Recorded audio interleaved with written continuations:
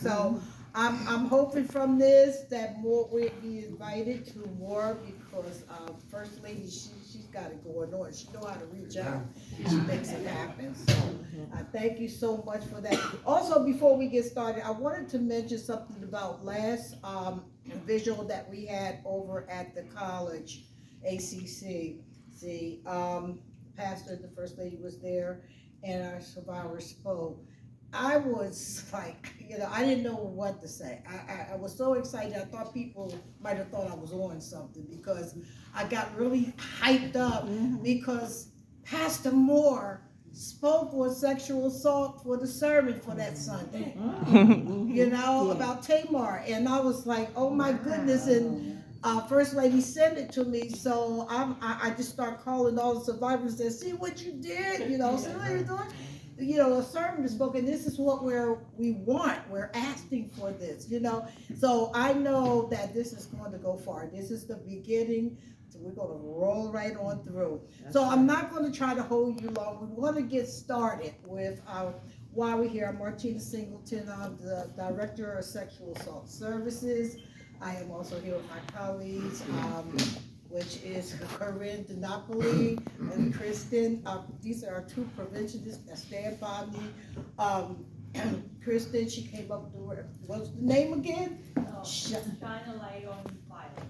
Shine the light. That means we pay attention because it's happening. Whether we try to overlook and say it's not, it's happening all over the place. And this is why we're here. And I thank Corinne for helping with the t-shirts and all that, putting things together and help me carry things because we travel, all of us. We work very well together in this agency of the Coalition Against Rape and Abuse, also known as CARA. So, I have some heroes here with me, and I'm going to start with this quickly. And the first one I will start with, and these are, I'm serious, these survivors came to me to let me know they were ready. They broke the silence, the chain that was holding them hostage for so long. And of course, I was like, what? I was so excited. When someone comes to say, I'm ready, oh my goodness, that's the best thing ever. So I'm going to call up the first one, Penny, if you will come up. They are writing. They have writings, and they will tell you why they have written what they read. Hello, my name is Penelope, and I'm a childhood sexual abuse and rape survivor. Tina asked if I had a favorite poem I wanted read tonight, but I didn't, so I wrote one instead. The words behind my poem, titled Kaleidoscope, are a brief overview of the abuse that I suffered at the hands of my great-grandfather from the age of 2 until I was about 7, when he passed away. I recently realized that as long as I stay silent, he wins, and I stay broken in a million little pieces, just like a kaleidoscope kept in the dark. I share my story, and I let the light shine through. I have the power to create a beautiful picture, just like a kaleidoscope in the sun. We all have a story, and each of us has the power to shine by the grace of God. Kaleidoscope. ABCs and 1, 2, 3s are what most little girls learn about. Barbie dolls and baby dolls are a princess's dream. You took my childhood and made me your child bride. Daydreams and sweet dreams became horror scenes. I let you live inside my head, even years after you were dead. One day I woke up to find you only had the power that I gave. I'm taking back my life and sending you back to the grave. I control my destiny and you can't stay. All of the broken pieces that you left me with are becoming a kaleidoscope, and I will let my light shine through. I'm no longer a victim, but a survivor, and you can't take that from me.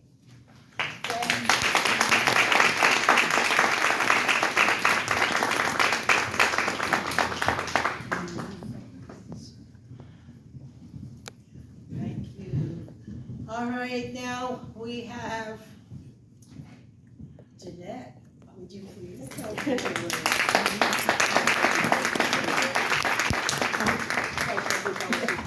Beautiful. Hi, my name is Janetta Urquhart, and I am a survivor. I've worked with Tina. I had a group with my sister years ago, the Assembly of God. It was called the Stepping Stones, and we dealt with sexual abuse. And then when I went to Lighthouse Church, I'd asked Tina if she would come on, and we had a group called Tamar, and that was for the sexually abused. So my also started when I was about 5 or 6 years old, and it was my dad. And so I spent my life like in a prison, but I didn't let anybody know what was going on. And most of the time, if something hit a nerve with me, I would kind of laugh. We didn't have CARA when I was growing up. We didn't really have any groups that could help us through these things. Yet my sister had said to my mom one time, this is what I remember because I was young, that dad came into the room and he did things to me. So we went to this counselor up in Courthouse. I think it was probably a family counselor. And what they did was they had me, my sister, my dad, and my mom in the room. And I was sitting up at his desk, and he said to me, he goes, so what happened? What happened to you? And I'm thinking, are you kidding me? Like my dad's sitting right behind me. I'm not saying anything. And I stopped for a minute and I started to laugh. I was so nervous, and he yelled at me and he says, this is not funny. And I thought, no, it's not, and in my mind, I said to myself that I was never going to talk about this again. I was done. I don't care what happened. I'd be the sacrificial lamb. I wasn't saying anything. So I went on for years, and if you don't deal with your abuse, it will carry into your marriage, it will carry over to your children. It will be a thing that you just have to deal with it. You have to go through the triggers and learn how to deal with the things that are triggering you. It's a learning process, and there's sometimes I catch myself going back and I'm like, oh, I don't do that anymore. So, I am so thankful because in the Bible in Thessalonians it gives thanks in all things, and I'm thinking, I used to think, well, how can I give thanks about that? But then I see now, and I see the ones out here that need help and need people to talk to, and to, that their life can change. Your life can be changed. And just like Penny said, your life is like, it can be a kaleidoscope. It may seem dark now, but then it brightens up and all the colors become bright. And you can share it with other people. It becomes, I was sharing with Tina like years ago when I went to a retreat. I was just praying to the Lord, and I said to him, Lord, what do I do in my life? And I was just sitting there all by myself, nobody around, out in the woods. And this, something dropped into the water. And I'm thinking, well, how did that happen? Nobody's around me. And it started rippling. And so the Lord said to me, he goes, your life will be like this. You're that one little pebble that goes in, but it's going to ripple out through. And that's what I hope the Lord does in my life. So that's just a little story I shared about that. But Tina and I had a great time together when we were in the group, and it kind of like, when COVID came around, it kind of like, so anyway, who knows what'll go from here, and it's great to see everybody here. So when we had our group in, when I was at the assembly, one of the projects we had was to go back into the abuse and write something about it. It could be just something we wrote or a poem. So this was a poem that I wrote, and it's been quite a few years ago, about about my abuse and what I felt at that time as everything was going on. So it's called, the title of it, I Want to Count Sheep. So it says, Mommy, oh mommy, it's hard to explain. While going to bed, I want to refrain. I'm always tense and worrying as I drift off to sleep. Can't I be like other girls? They seem to count sheep. It's 1:30 in the morning. I hear the slam of a car door. Will my dad stumble in as many times before? I quietly pray that he'll go right to his bed. I lay motionless and silent for the moment I dread. I pretend to be asleep, my heart pounding like a drum. Now he's in my room and my body's totally numb. With my spirit I silently cry as tears run down my face, yet he will still abuse me and never leave a trace. Mom, can you sense me crying and take me from this fate? The soul of this child is hurting. and this moment filled with hate. Dad, what are you doing with alcohol on your breath? My innocence is dying a slow and painful death. Tomorrow to school I'll go, jump rope, skip and leap, and yet I can't be like other girls that seem to count sheep. Thank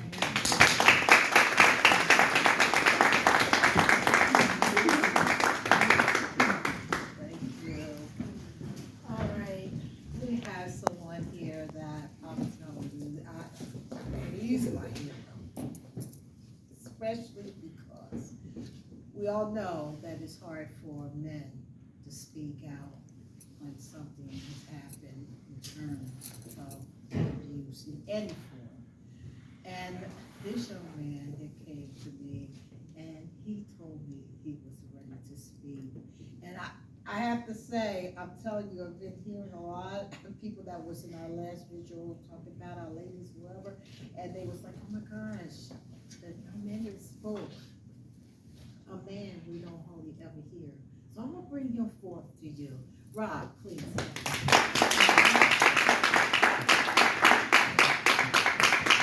Thank you, everybody. It's a blessing that I got involved with Tina and the group because I kept everything inside for decades. The family never knew, nobody, I never spoke to anybody about it.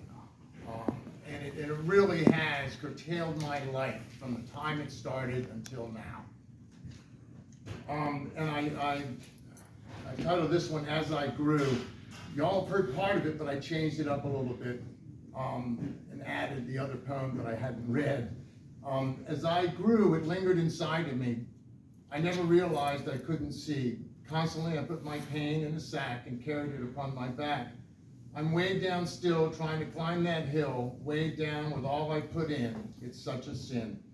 The years only added to the weight. I fear, unless this happened to you, you may not relate. Yes, I think some struggle to see what this does to someone like me. So I will try and tell you what I've been through, with all my emotions being held in for years, later to come out in tears. I fear a balloon would burst with all I put in. Again, such a sin. My life was not a dream to dream, more a nightmare to fear, me in my formative years, alone and scared and filled with tears. Yes, my formative years were altered for the worse. When I was to be finding out about life, I was being cursed. You had a plan, you had a scheme. Did you know that you were killing my dream? The youngest of 5 boys, I was discounted and just given toys. I did not get the attention I craved, so it was easy for him to misbehave. We all have a natural need for love and affection. If only I had known, this would have changed my life's direction. Left alone to deal with my emotions, as a small child I had no notions. My notions were fragile, I recall, from always putting up walls. This hurt me emotionally, giving way to the notion that I didn't feel things like joy, something stolen from this little boy.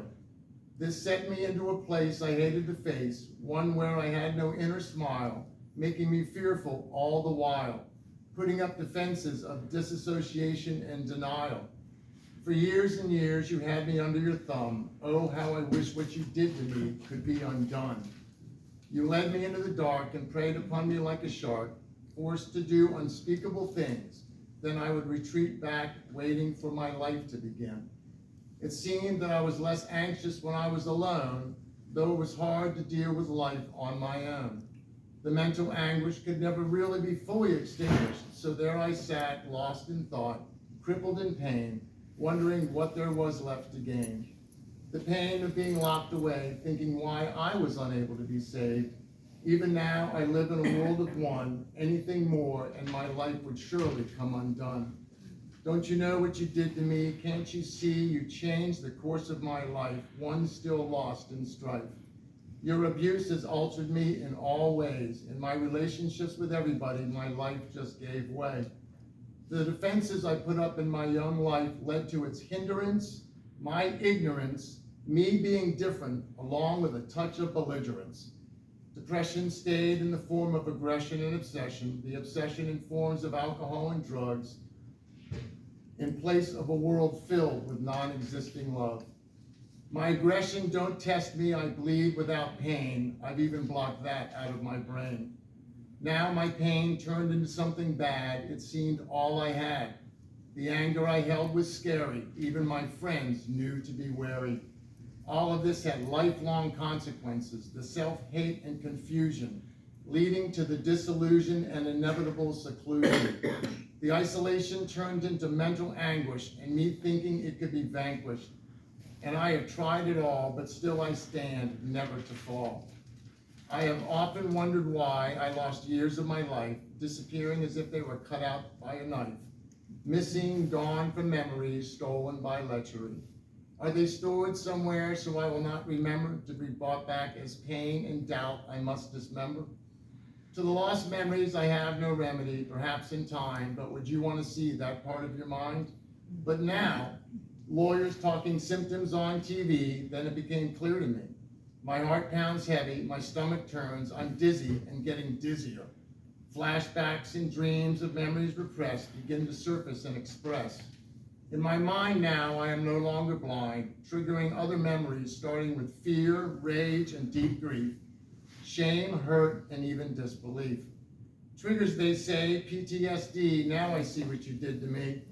It's causing my panic attack, something that just brings me back, causing heart palpitations, setting me into that life of isolation, bringing back what happened to me. Now do you see?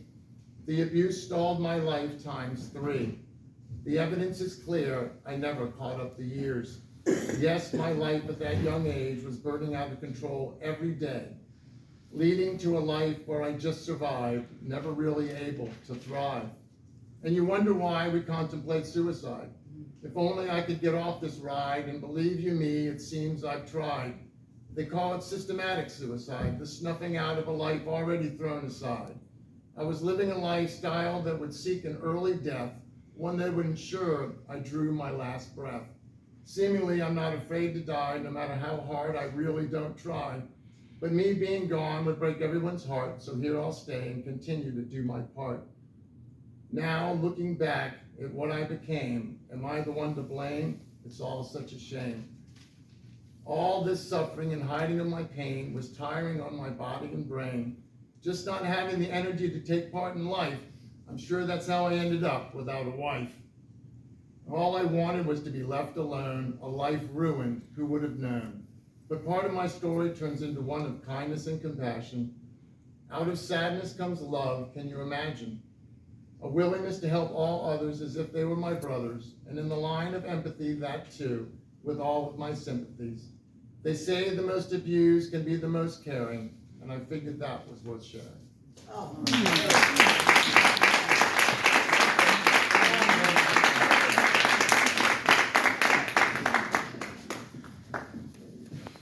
Wow, thank you.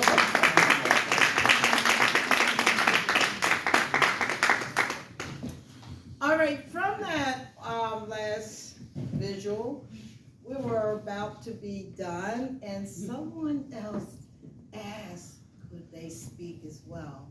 And now she's back again to speak. Denise, could you please come forward?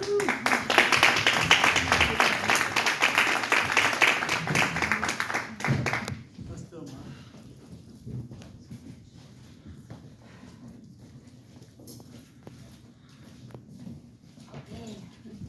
I don't have any poem, all I have is my story.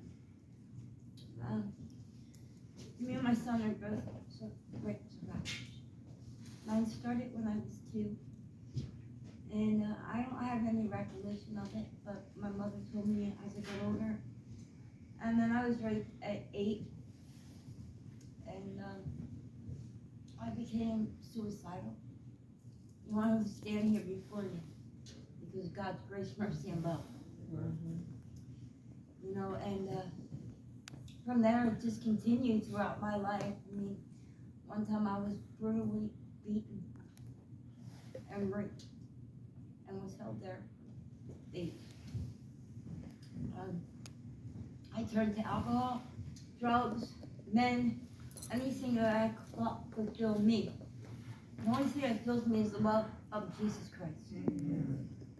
And you know, I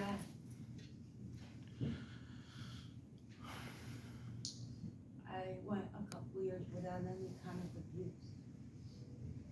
But the worst was yet to come. I got involved in a man who manipulated me, brainwashed me, and raped my child behind my back. I became homeless and eating out of dumpsters just to try to live. I left the man, please. And then I got a phone call from a person that I knew for 35 years, told me, come out to Arizona, I'll give you a roof over your head and food in your stomach. And thought I knew him, thought I could trust him after 35 years. I went out there and he seen how broken and devastated I was. And instead of being a friend, he raped me. And raped me continuously until I got out of there and got back home. What I can tell you today is, you know what, me and my son, we are survivors and we stand together.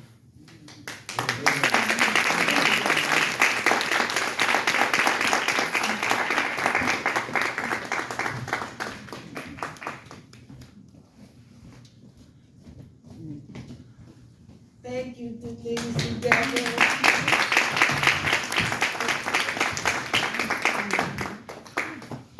From Denise, during that time of our last vigil, I received a call from someone else that said, can I just share something as well?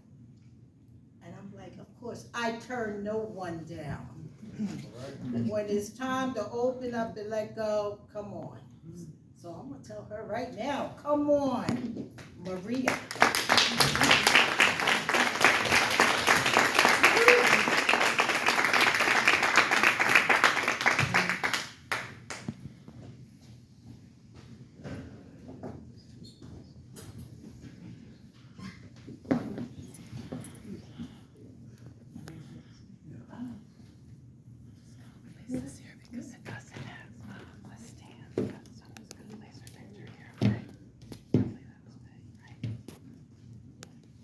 I can hold that for you. Give it to me.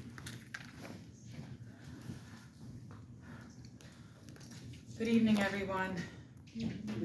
My name is Maria Sigmund, and I would not be standing here this evening if my paths didn't cross with Tina when I relocated to the Short Points, January 2018. I am now going to read a caption from my daughter's letter. I am speaking on behalf of my daughter. My daughter's name is Marina, and these are her words. I personally have been a victim of sexual abuse and have experienced all of this firsthand. Knowing how this type of bullying feels and understanding the pain and shame that comes along with it gives me a unique fire inside my soul. I am such an advocate for bullying because I would never want anyone to feel the way I had and still continue to feel to this day. Suffering in silence is typical for victims, and that makes me genuinely sad. No matter what people close to you tell you, bullies have a sadistic way of making you believe their false assumptions. They physically and mentally break you down until all that is left of you is the fundamental blocks you were given at the start of your life. Recovering is a tormenting and strenuous battle between who you were and who you are now and will be for the rest of your life. I'd like to think that it's really not about what happens to you, but about how you respond back to the hands of cards that life has given you. My hand has not been the luckiest, but I count and appreciate my blessings while using the hardships to give me more motivation and drive to succeed in life and achieve my dreams. I questioned for a while, why me? What did I do to deserve this? Eventually, I realized that without pain and suffering, there is no way to know or appreciate the good that has come your way. I have achieved a small victory. I will never waver in my core beliefs for anything. I stand by them for a reason. When I was going through my nightmare, I wish I had someone there for me that I could talk to about what was going on. I needed someone who genuinely understood and could empathize, not just feel sorry for me. This was my daughter's rough draft that she had submitted along with her application to Drexel University. Last part's on my phone.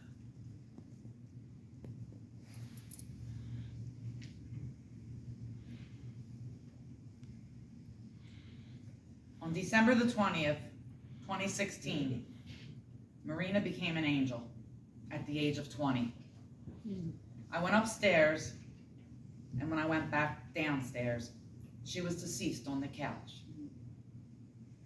Marina was my everything. She would say to me,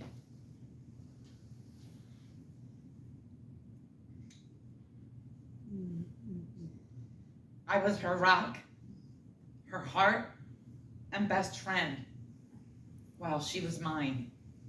Marina was known for her infectious laugh and contagious smile, and always helping others. Marina excelled academically, and her aspiration was to become a doctor after she passed away. Sorry. Marina excelled academically, and her aspiration was to become a doctor. After she passed away, Marina received a letter from Drexel University congratulating her for achieving a 4.0 GPA and earned her seat on the dean's list. I grieve Marina with every breath I take. However, she handed the torch to me, and I will continue to be Marina's voice to spread awareness in the hope of decreasing the number of victims. And lastly, I just want to share, as Tina had encouraged me to, I have spoken before, but this lady right here, she's the reason, along with God and my angels, why I'm standing here today. The signs, this happened to Marina when she was a freshman in high school. So the signs that were very visible to me, her grades dropped. She didn't want to go to school. She stopped playing basketball. She cut herself. I had to take her to crisis. She made herself throw up, and she often had panic attacks. So with that being said, after Marina's passing, I retired from my law enforcement career. I'm a retired Camden County probation officer. And life changed. Here I am. But she lives within me. She's always beside me. And through the strength and the support of the resources that have entered my life and the new people that she has placed in my life, helps me walk this new path. And I thank you all for letting me share my story.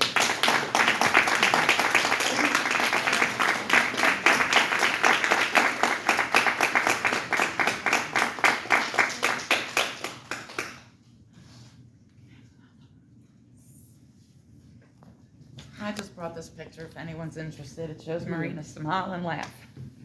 And this was her backpack.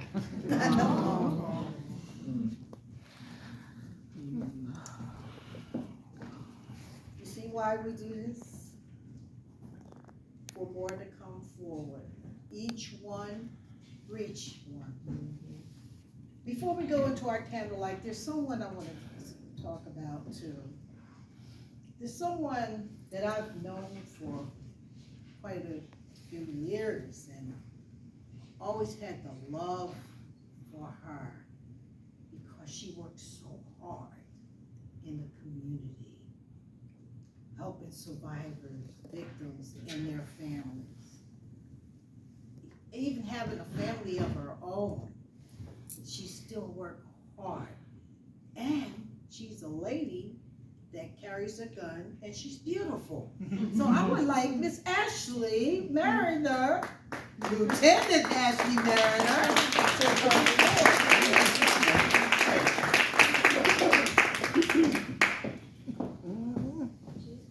See? That's what I'm saying. You too, lovely. I love you. Well, with that, a beauty inside and out. We decided to have a community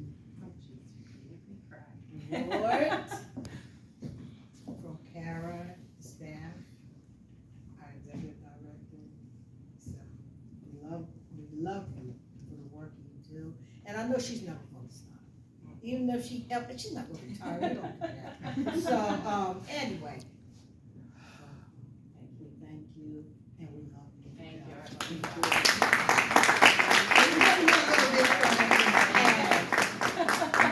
I was not expecting this I at know, all. that's what, no, where you going? Okay. I was gonna place this down. Yeah, I look talk how with good my it is. hands though.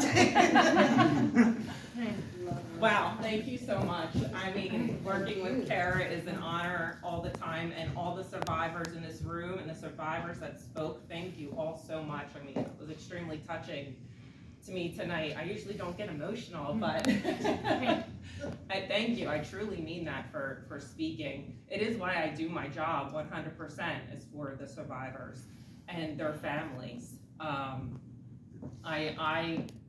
love what I do, which may sound a little odd. My name is Ashley Mariner, by the way. I didn't really introduce myself, but I'm a lieutenant with the Cayman County Prosecutor's Office, and I supervise the Special Victims Unit. And pretty much my whole entire career, minus a couple years, I have been in the Special Victims Unit, and they will probably have to drag me out of the unit if they ever try to move me out. It is my passion. It is, I think, what I'm supposed to be doing in this life. And it's just an honor to do it in this county, working with CARA and all the amazing organizations that we have. I think we all know it's so important to shine a light on abuse because it's so underreported. And I think that was telling in hearing some stories today.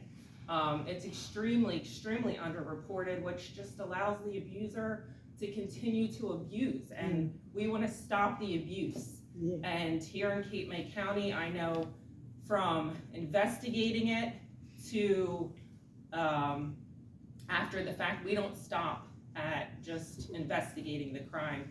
We work with CARA, we work with our medical professionals, our mental health professionals, our law enforcement, our assistant prosecutors, our advocates, everybody. I'm probably leaving a lot of people out, to continue to help the victim and their families with services and whatever we can do for those victims, because it's just so important to us. And I know the state of New Jersey has come a long way as well in handling sexual assaults. In 2018, the Attorney General came out with a directive changing the way we do a lot. We're offering a lot more protections to our survivors, restraining orders and services. Every time we bring a survivor in to interview them, they have to be offered a CARA advocate prior to doing so we can try to give them, that support when they're coming in to do one of the hardest things they have to do in speaking with a stranger doing so. So I know a lot has changed for the better, but we have to continue to get out in the communities and educate. We're working with school systems as well to educate our youth in the importance of body safety and reporting. And I'm kind of at a loss for words right now, but it is an honor to be here with you all, and I thank you, and I hope we can all continue to work together to help all of our survivors and help those who still have yet to report, so that we can help end this abuse. So thank you all so much.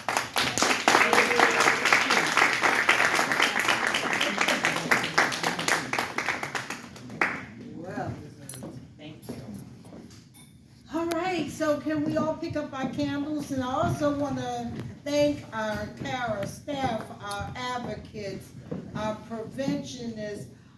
We have Corinne and we have Kristen here that work with the teenagers. You know, how about our teenagers, right? Okay, and they are doing a wonderful job in the community.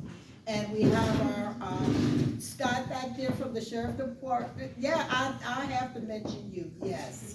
I'm thankful to my daughter, my grandchildren, I'm thankful to all of you and to all of our survivors who, I think my heroes, put it this way, that's what. And I know, like I said before, each one, reach one. I know more is coming forward.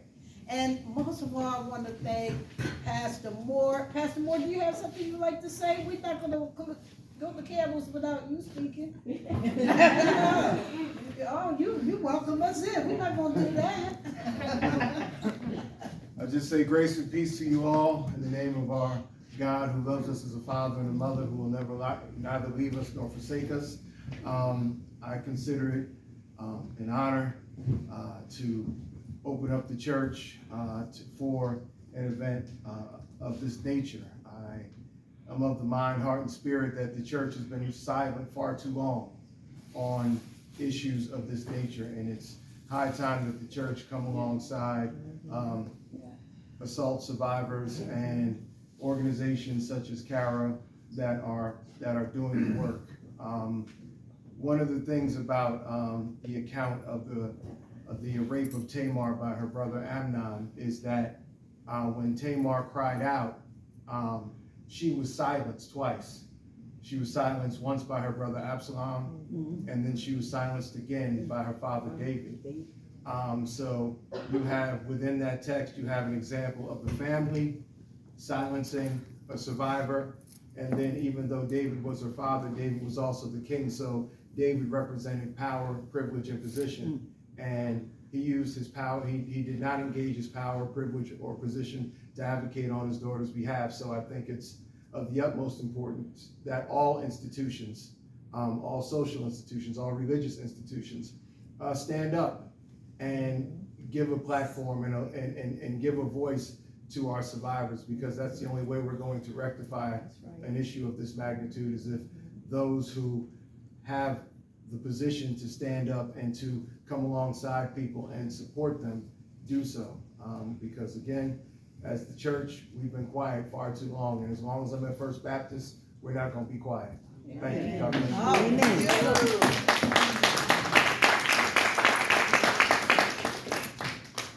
you. Well, we're gonna have our preventionists and the one who did our flowers, the flyers. Beautiful Kristen, that's always there. I call her my daughter. But I'm not gonna be up there You're still my daughter back there, that's my oldest daughter. I got babies here too.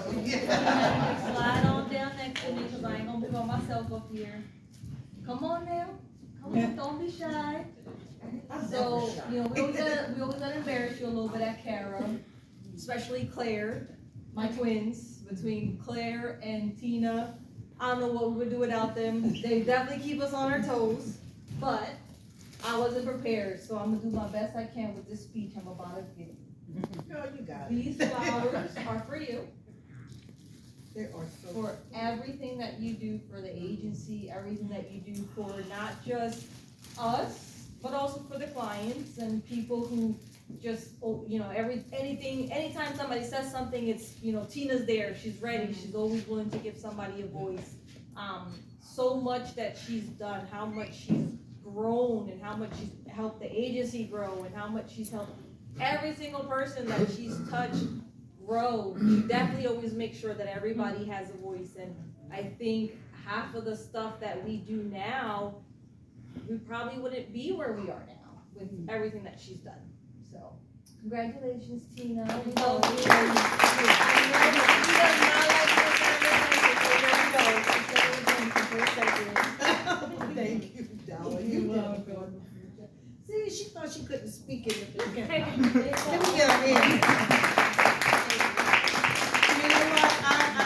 I love that, but you know what? I couldn't do it without my sidekicks. And that's all our staff, a director, you all, the community. This is not a me thing. It can't be just a me thing. Can you imagine me just out there, just me? Seriously, that's a little lonely. But now I have the backup, see, the support.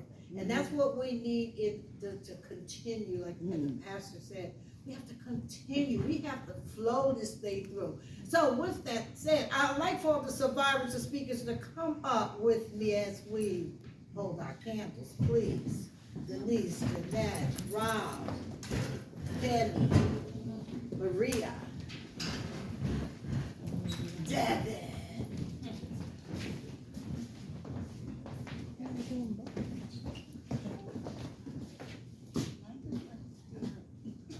Now you see how it grown for the survivors. We started off with what, Penny, Rob, Jeanette, and then Maria joined us. Oh, really? And then Denise joined us. And then Devin outside said, I want to join you. Wow, isn't that great? This is going to go far, trust me. It just began here in Whitesboro. We're not done yet. So if we all can hold our candles, we're going to just bow our heads in silence. If you want to say a name of someone that you know gone through it, survived it, or want someone we lost, which that's sad because we have lost people to suicide that couldn't handle it anymore. We just have to listen. We don't have to always talk. We can listen. We can be there. And know your resources. Don't be afraid. Don't be afraid. Nobody's going to force you to do anything. Just reach out. That's what we all are here for. I thank you so much. So can we please bow in silence?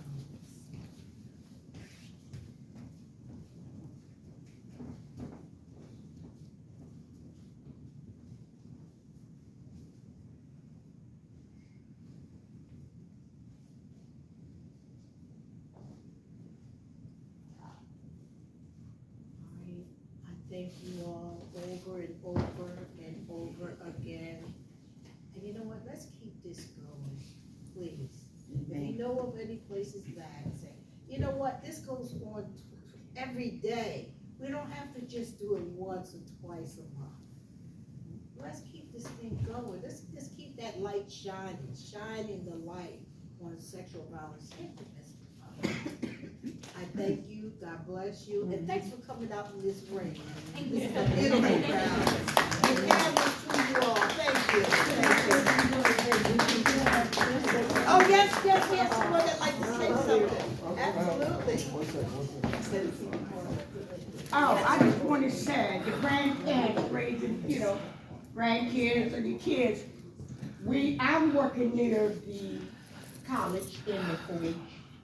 We in there, and grandparents raising grandkids, and it's wonderful. I've been in it for many years, so I'll be there every month. I'm there, so it's a good program. Thank you.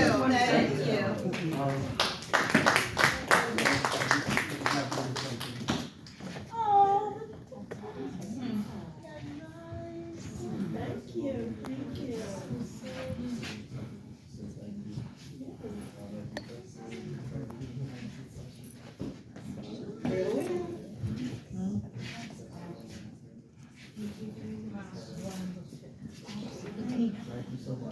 Thank you all, be safe. Bring it like,